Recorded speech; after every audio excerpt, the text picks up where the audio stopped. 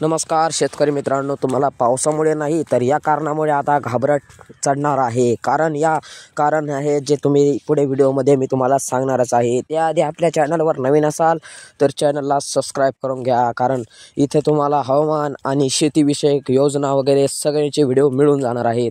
तर मित्रांनो, तुम्हाला सांगायचं आहे म्हणजे थंडी खूपच वाढणार आहे आणि पाऊस ठिकठिकाणीच पडणार आहे, पण थंडीचं वातावरण जास्त राहणार आहे.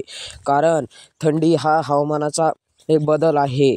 हवामानाच्या चेंजेसनुसार ही थंडी वाढत जात असते आणि हीच थंडी आता खूप राज्यामध्ये धुमाकूळ घालणार आहे. देशामध्ये देखील धुमाकूळ घालणार आहे, कारण काही ठिकाणी बर्फ पडला इतकी थंडी वाढणार आहे. आणि पाऊस तर पडणारच नाही असं सांगत नाही, पण पाऊस देखील पडणार आहे. जसं की छत्रपती संभाजीनगरकडे काही असा दैवर स्वरूपाचा पाऊस पडणार आहे. आणि जास्त करून अहिल्यानगर इकडे बीड, जालना, रत्नागिरी, सिंधुदुर्ग अशा ठिकाणी थोडासा पाऊस पडणार आहे. आणि ज्या ठिकाणी पाऊस पडणारच नाही त्या ठिकाणी जास्त थंडी पडण्याची शक्यता वर्तवली गेलेली आहे.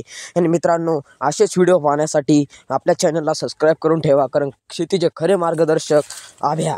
धन्यवाद.